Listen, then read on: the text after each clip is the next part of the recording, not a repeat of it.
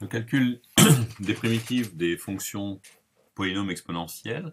Donc on s'intéresse à une intégrale de la forme p de t exponentielle à t, où p de t est un polynôme et a un complexe non nul, sinon c'est un simple polynôme à intégrer.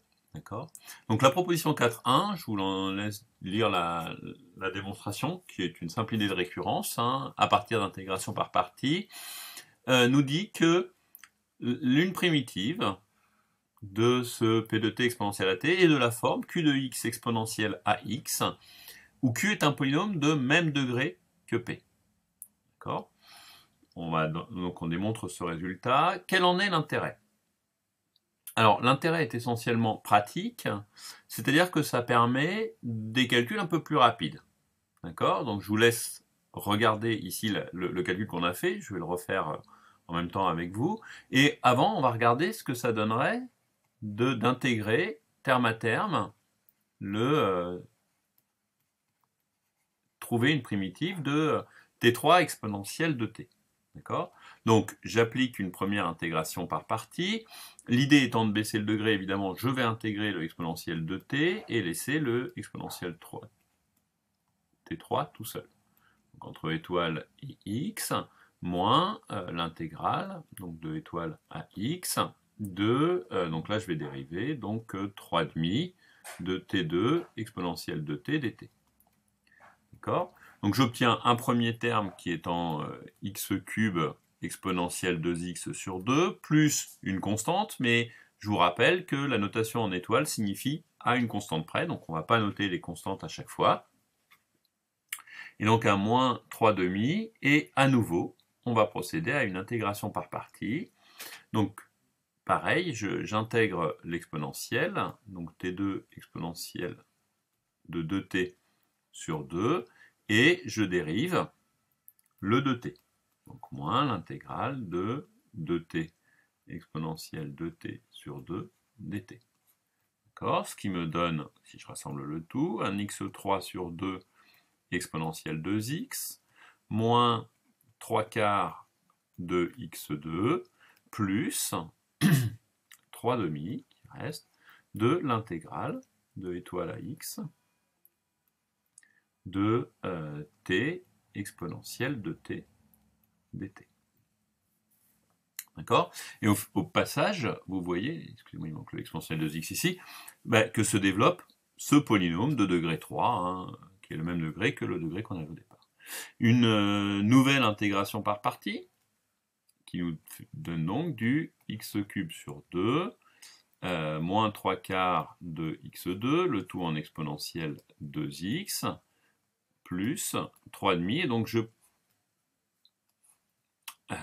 pratique à nouveau une intégration par partie, donc exponentielle de t sur 2, pris entre étoile et x, moins, cette fois, une primitive, étoile et x, de, j'ai un 1, donc exponentielle de t sur 2 dt. Ce qui nous donne un résultat, donc je vais finir le calcul là, 3x sur 2, moins 3 quarts de x2, plus 3 quarts de x, moins, alors là on a un 3,5 cette fois à intégrer, et le exponentiel 2x, donc ça sera une intégration simple, donc il va nous donner un moins 3 huitièmes. D'accord? Le tout bien sûr plus constante. Vous pouvez constater que c'est bien le même résultat que celui obtenu au-dessus. Alors, c'est totalement faisable de le faire par intégration par partie successive. La seule idée d'utiliser la proposition précédente, c'est d'avoir un calcul qui, au final, va être, à mon avis, un peu plus simple. Cette idée, c'est de dire que l'on connaît la forme de la primitive, donc l'exponentielle t cube exponentielle une primitive de t cube exponentielle de t et de la forme ax3 plus bx2 plus cx plus d exponentielle de x, et on va dériver le tout. Donc en dérivant ceci, j'obtiens d'un côté x3 exponentielle 2x égale, et de l'autre la dérivée, alors j'ai d'abord un 2ax3 plus bx2 plus cx plus d, plus donc la dérivée qui correspondra à 3ax2 pardon, plus 2bx plus c. Le tout exponentiel 2x, bien sûr. Donc, si je réordonne le tout, ça me donne un 2ax3 plus 3a2 plus b x2 plus c plus 2b x plus d plus c, le tout exponentiel 2x. Les exponentiels 2x se simplifient puisque non nul. Et ensuite, j'ai l'égalité de deux polynômes. Je sais que j'ai égalité de deux polynômes si et seulement si j'ai égalité de chacun des coefficients. Donc, j'obtiens un système... c'est pas 3a carré, pardon. C'est 3a. Donc, j'obtiens un système linéaire. Et en fait, le gros intérêt, déjà, un système linéaire, on sait le résoudre et on peut le faire à l'aide d'un ordinateur. Ensuite, ici, ce système linéaire, si vous regardez, alors je vais l'écrire un petit peu mieux que ça, il est directement triangulaire. D'accord? Donc 2a est égal à 1, 3a plus b est égal à 0, 2b plus c est égal à... Si, pas tout effacé. Donc égal 1, égal 0, égal 0, et puis c plus d égale 0. Donc on a un système qui est triangulaire, inférieur, mais que l'on résout, pour le coup, directement. D'accord? Donc a égale 1/2, puis b est égal à moins 3/4, puis c est égal à 3/4, 3/2, tiens.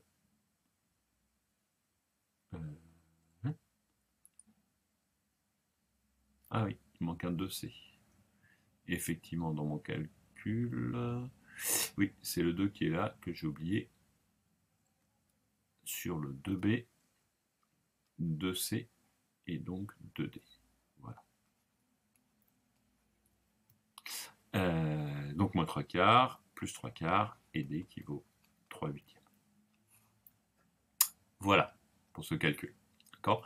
Évidemment, plus le polynôme est gros, plus ce calcul sera pertinent et rentable. D'accord ? Il faut savoir faire les deux, vous n'avez pas d'exclusive, vous pouvez choisir comme vous voulez. Alors, un exemple, donc avec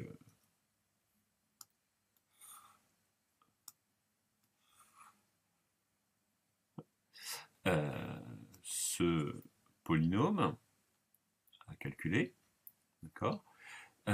Soit vous partez pour 5 intégrations par partie successives, d'accord ? Soit vous allez dériver en disant que vous savez que c'est une primitive de ceci est de la forme ax4 plus bx2 plus cx plus d exponentielle moins x. Donc on dérive les deux. x4 moins 2x2 plus x moins 1 exponentielle moins x égale, alors la dérivée de ceci, attention, dérivée d'un produit, ax4 moins ax4 moins bx3 plus e, on rajoute, moins cx2 moins dx moins e, et plus les dérivés des autres, donc plus 4ax3 plus 3bx2 plus 2cx plus d, exponentielle moins x. D'accord? Ce qui nous donne un moins a égale 1 dans notre système linéaire. Les termes en x3, 4a moins b égale moins 2. Les termes égale 0, pardon. Les termes en x3, il n'y en a pas. Les termes en x2, 3b moins c est égal à moins 2. Les termes en x, 2c moins d est égal à 1. Et puis les termes constants, d moins e égale à moins 1. D'accord ? Donc a égale moins 1. On en déduit ensuite que b est égal à 4a, donc moins 4. C est égal à 2 plus 3b, donc 2 moins 12 moins 10. D est égal à 1, 2c moins 1, donc moins 20, moins 1, moins 19, moins 20, moins 1, moins 21, ça sera mieux, pardon. Et le dernier, petit e, qui vaut donc d plus 1, donc moins 20. D'accord? Ce qui donne, pour la primitive, le résultat qui était donné ici. Je vous laisse faire les 5 intégrations par partie, enfin 4 intégrations par partie successives et puis la dernière, pour constater que cette méthodologie-là, même pour des calculs pas très simples, est probablement plus rapide.